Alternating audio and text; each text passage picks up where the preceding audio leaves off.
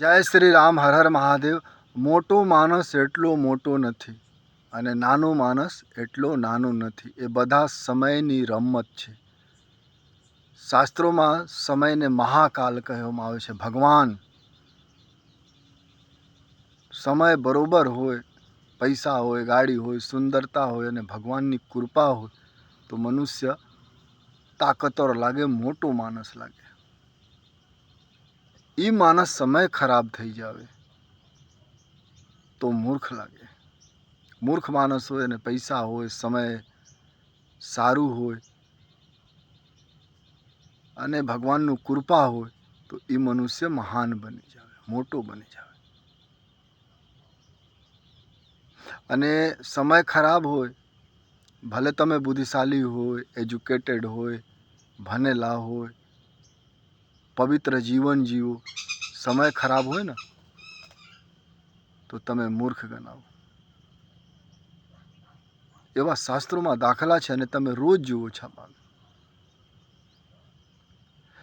જે લોકોને અભિમાન છે કે મારા સાથે લોકો ચાલે છે, મારા સાથે ગાડીઓ ચાલે છે, મારા સાથે બોડીગાર્ડ ચાલે છે, એ લોકો જ્યારે 60-70 થઈ જાય અને સમય ખરાબ આવે ત્યારે બેસહારા બની જાય. જે સાથે હોય ને એ છેટા ભાગે.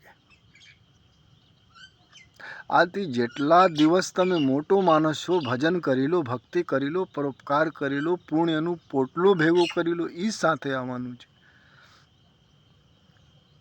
બાકી આ ધરતી ઉપર રાવણથી લઈને આજ સુધી કેટલા ધનવાન, તાકતવર, મહાન, ગુંડા, અસામાજિક, સામાજિક લોકો માટીમાં પડેલા છે. કોઈ પૂછતો નથી. પણ નરસિંહ મહેતાને લોકો પૂછે, પ્રહલાદજીને પૂછે, મીરાબાઈને પૂછે. વિચાર પવિત્ર હતા.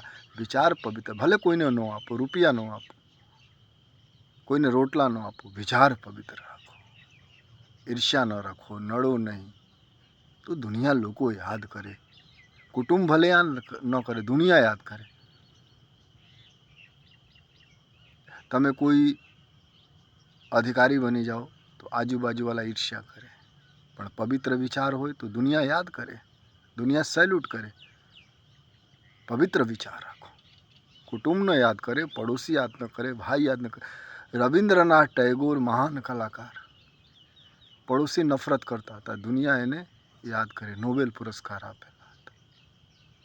સમય જ્યારે તાકતવર હોય, પાવરફુલ હોય, ભગવાન તમે શક્તિ આપેલા હોય, બુદ્ધિ આપેલા હોય, સુંદરતા આપેલા હોય તો ઉપયોગ પરોપકાર માટે કરો.